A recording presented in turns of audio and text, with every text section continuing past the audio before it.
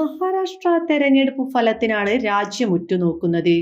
അധികാര തുടർച്ച സ്വപ്നം കണ്ട് നടക്കുകയാണ് ബി.ജെ.പി. എങ്കിൽ ബി.ജെ.പിയെ മലർത്തിയടിച്ച് മഹാരാഷ്ട്ര പിടിച്ചെടുക്കാൻ സാധിക്കുമെന്ന ആത്മവിശ്വാസത്തിലാണ് കോൺഗ്രസ് മുന്നോട്ടു പോകുന്നത്. എന്നാൽ തെരഞ്ഞെടുപ്പ് കഴിഞ്ഞതിന് പിന്നാലെ വന്ന എല്ലാ എക്സിറ്റ് പോൾ ഫലങ്ങളും പറയുന്നത് ബി.ജെ.പി. മഹാരാഷ്ട്രയിൽ അധികാരത്തിൽ വരുമെന്നാണ്. അത്രത്തോളം മുൻതൂക്കമാണ് എല്ലാ എക്സിറ്റ് പോളും ബി.ജെ.പിക്ക് നൽകുന്നത്. എന്നാൽ ലോക്സഭാ തെരഞ്ഞെടുപ്പിന്റെ ചരിത്രം നമുക്ക് മുന്നിലുണ്ട്. എക്സിറ്റ് പോൾ പ്രവചനങ്ങൾ പല സംസ്ഥാനങ്ങളിലും തകർന്നടിയുന്നത് നാം കണ്ടതാണ്. NDA സർക്കാർ അധികാരത്തിൽ വന്നെങ്കിലും എക്സിറ്റ് പോൾ പ്രവചിച്ച പോലെ ഒരു മാന്ത്രിക സംഖ്യ ബി.ജെ.പിക്ക് ലഭിച്ചില്ല എന്ന് മാത്രമല്ല, കേവല ഭൂരിപക്ഷം പോലും ലഭിക്കാതെ സഖ്യകക്ഷികളുടെ കാല് പിടിച്ചാണ് ഇത്തവണ അധികാരം കൈക്കലാക്കിയത്. അതുകൊണ്ട് തന്നെ എക്സിറ്റ് പോളുകൾ പാടെ വിശ്വസിക്കാനുമാവില്ല.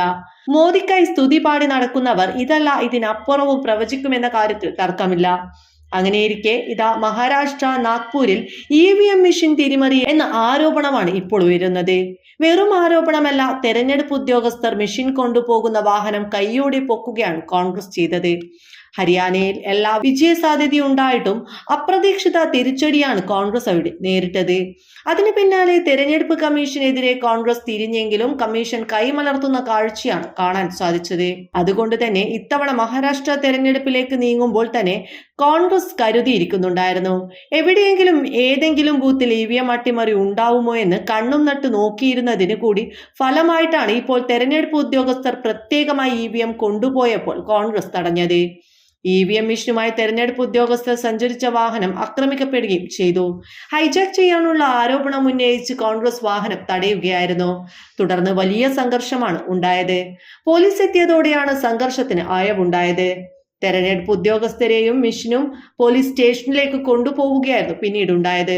പിന്നാലെ കോൺഗ്രസ് പ്രവർത്തകർ പോലീസ് സ്റ്റേഷന് മുന്നിലെത്തി വലിയ പ്രതിഷേധം സംഘടിപ്പിക്കുകയായിരുന്നു. എന്നാൽ EVM മെഷീൻ വോട്ടെടുപ്പിന് ഉപയോഗിച്ചതല്ല എന്നാണ് പോലീസ് പറയുന്നത്. EVM തകരാറിലായാൽ പകരം ഉപയോഗിക്കാനായി സൂക്ഷിച്ചു വച്ചതാണ് എന്ന വിശദീകരണവുമുണ്ട്.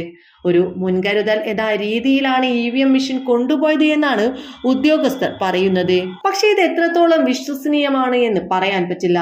കാരണം ബി.ജെ.പിക്ക് വേണ്ടി തെരഞ്ഞെടുപ്പ് ഉദ്യോഗസ്ഥർ പോലും അട്ടിമറി നടത്തുന്ന ഈ നൂറ്റാണ്ടിൽ ഇത്തരം സംഭവങ്ങളെ വിശ്വാസത്തിലെടുക്കാൻ വളരെ പാടാണ്. ലോക്സഭാ തെരഞ്ഞെടുപ്പിൽ പോലും അട്ടിമറി നടത്തിയാണ് അധികാരത്തിലെത്തിയതെന്ന തെളിവ് കോൺഗ്രസ് തെരഞ്ഞെടുപ്പ് ഉദ്യോഗസ്ഥർക്ക് മുൻപിൽ ഹാജരാക്കിയിട്ടും ഉദ്യോഗസ്ഥർ അത് പാടെ തള്ളുകയാണ് ഉണ്ടായത്. ബി.ജെ.പിയുടെ B ടീമാണ് തെരഞ്ഞെടുപ്പ് കമ്മീഷൻ എന്ന് പറഞ്ഞാൽ പോലും തെറ്റാകില്ല. എന്തായാലും എക്സിറ്റ് പോൾ ഫലങ്ങൾ കൂടി ബി.ജെ.പിക്ക് അനുകൂലമാകുമ്പോൾ ഒരു അട്ടിമറി നടത്തിയാൽ അതിൽ പെട്ടെന്നൊരു സംശയം ഉണ്ടാകില്ല എന്ന് ബി.ജെ.പിക്ക് നന്നായി അറിയാം. അത് തന്നെയാണ് അവർ ഇത്രയും കാലമായി പയറ്റുന്നതും. പക്ഷെ ആ അടവ് കയ്യോടെ പൊക്കി പൊളിച്ചടുക്കി കയ്യിൽ കൊടുത്തിരിക്കുകയാണ് കോൺഗ്രസ് ഇപ്പോൾ.